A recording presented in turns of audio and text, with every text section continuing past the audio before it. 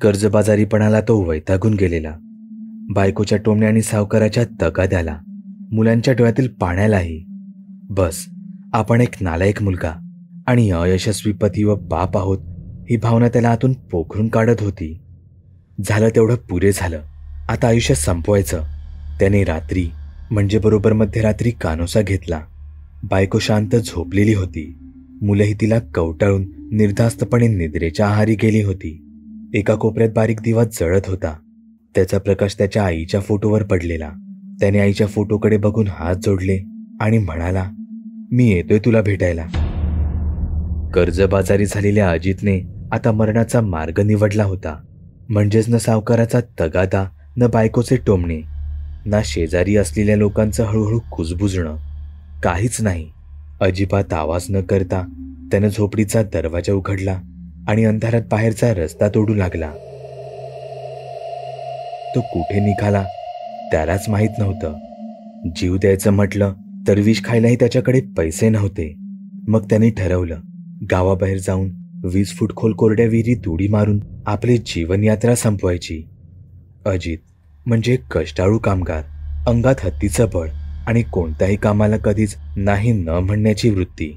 त्याने जिथे जिथे काम केलं ते सर्व मालक, मुकादम त्याच्यावर कायम खुश होते. पण एकाएकी लॉकडाऊन लागला आणि सगळ्यांवरच उपासमारीची वेळ आली. मालक कामगार लोकांना ना पगार देत, ना उसने पैसे देत. मालक अगर मुकादमाकडे पैसे मागायला गेलं की एकच उत्तर मिळायचं, अरे इथे आमचे धंदे आहेत ते थंड पडलेत आणि तुला कुठून पैसे द्यायचे. एकदा दोनदा तालुक्याच्या ठिकाणी जाऊन रक्त विकून त्याने पैसे उभे केले होते. पण रक्त विकून तरी किती दिवस पुरणार. तो आणि त्याची बायको दिवसातून एकदा जेवायचे, तर कधी 2 दिवसातून एकदा. मुलं सुद्धा मोठी झालेली. त्यांना कळत होतं की आईबाप उपाशी राहून आपल्याला खायला घालतात, म्हणून तीही कधी कोणत्या गोष्टीसाठी हट्ट नाही करायची. त्यांच्याच वयातील इतर मुलं दिवसभर मोबाईलवर पडीक असायची. या बिचाऱ्या पिल्लांकडे मोबाईल काय, घरात लाईटच नव्हती. मग कसली शाळा आणि कसला मोबाईल. शेजारपाजारचे लोक मोबाईलवर गेम खेळायचे, तेव्हा अजितचा मुलगा जाऊन पाठीमागून त्यांचा गेम बघून मनाचं समाधान करायचा. पण आज त्यातल्या एका टग्यानं त्याला हटकलं. खिशात नाही आणा आणि हवालदार म्हणा. ऐपत नाही मोबाईल घ्यायची तर आमचा गेम बघायला कशाला येतो. जा जा त्या झोपडीत जाऊन मर. मग तो बिचारा रडत रडत घरी आला आणि आईला आपली हकीकत सांगू लागला. आई आपल्या नशिबाला दोष देत स्वतःचं कपाळ बडवत रडू लागली. बाजारातून परत आलेला अजित खिडकीतून बायकोचं रडणं ओरडणं पाहत होता आणि या सगळ्याला आपणच जबाबदार आहोत म्हणून सामानाच्या पिशव्यात दरवाजात ठेवून कुठेतरी निघून गेला.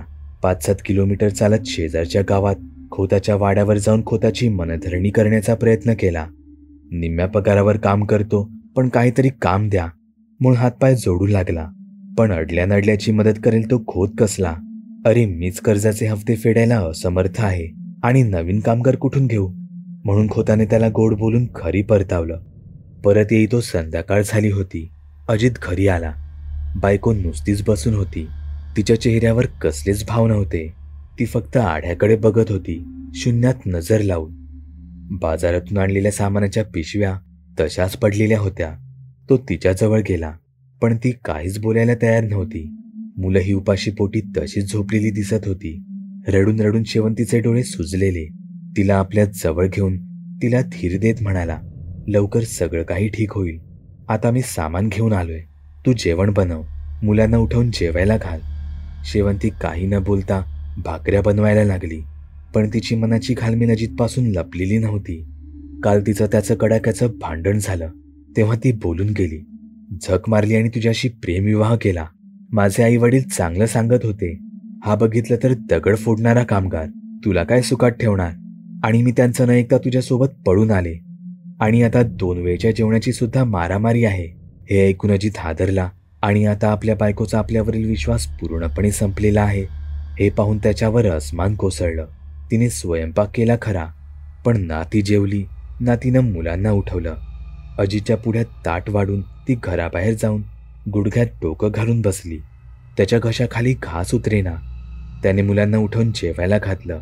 शेवंतीला जेवण्याची विनवणी करू लागला, पण ती काहीच ऐकत नव्हती. मग तोही काही न बोलता हात धुवून कोपऱ्यात जाऊन पडला. थोड्या वेळाने शेवंती पलीकडच्या बाजूला जाऊन झोपली. इकडे अजितला मात्र झोप लागत नव्हती. आपण एक नालायक बाप, नवरा आहोत या जाणीवेतून त्याने ठरवलं आता हे आयुष्य संपवायचं आणि याच विचारातून तो मध्यरात्री निघालेला गावाबाहेरच्या खोल विहिरीत उडी मारायला. अमावास्येची रात्र होती आणि त्याचा नेहमीचा पायाखालचा सवयीचा रस्ता सुद्धा आज अति भयानक वाटत होता. एक साप सळसळत त्याच्या पायाखालून झाडीत नाहीसा झाला आणि त्याला घाबरायचं सोडून अजित तिथे थांबून म्हणाला, अरे बाबा, चावून गेला असतास तर निदान मी शांतपणे मेलो तरी असतो. पण आज ते सुद्धा त्याच्या नशिबी नव्हतं. खिशातून तंबाखूची बटवी काढून तंबाखू मळत अजित पुढे निघाला आणि त्या गावाची वेस ओलांडून अजित बाहेर पडला. तो जंगलाच्या दिशेने पुढे जाऊ लागला. दाट झाडीत ती खोल विहीर जमिनीत आपला आव असून जणू काही भक्ष्याची वाट बघत होती आणि अजित तिची भूक भागवायला आणि स्वतःला मोकळं करायला निघाला होता. सगळ्या त्रासातून मोकळा व्हायला. पण नियतीच्या मनात बहुतेक काहीतरी वेगळंच होतं. आज कुठूनही कोल्ह्या कुत्र्यांच्या ओरडण्याचा आवाज येत नव्हता किंवा रातकिड्यांचाही कसलाच आवाज नव्हता. एकदम शांत रात्र. जणू काही त्या रात्रीने सुद्धा झोपेचं पांघरून ओढलं असावं. आता फक्त आपली जीवनयात्रा कायमची संपवायची या विचाराने अजित झपझप पावले टाकत विहिरीजवळ आला. त्याने वळून गावाकडे बघितलं. गावालाही शेवटचा नमस्कार केला आणि मनातल्या मनात प्रार्थना केली की निदान माझ्या मृत्यूनंतर तरी माझ्या बायका पोरांना काही कमी पडू नये. मुलांची आठवण होताच त्याचे डोळे पाणावले व अश्रू पुसत पुसत तो विहिरीच्या 2 पायऱ्या चढला. पुढचे पाऊल टाकणार इतक्यात झुडपातून फिदी फिदी हसण्याचा आवाज आला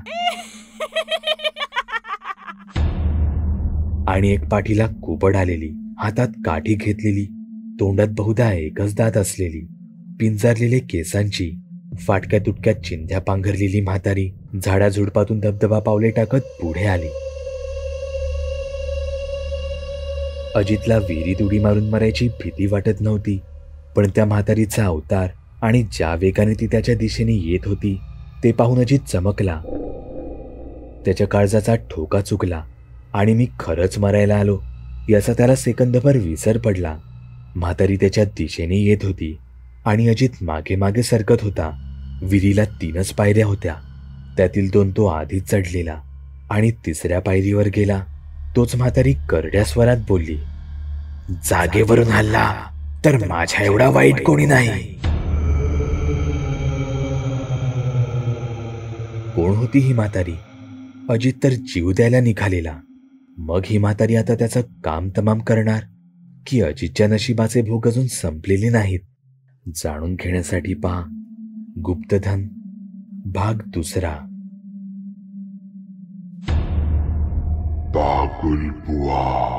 चॅनलवर अपलोड केलेल्या नवीन व्हिडिओची नोटिफिकेशन मिळवण्यासाठी चॅनल सबस्क्राईब करायला विसरू नका. व्हिडिओ आवडला तर आमच्या मेहनतीचा मोबदला म्हणून तो लाईक करून मित्रांसोबत जरूर शेअर करा.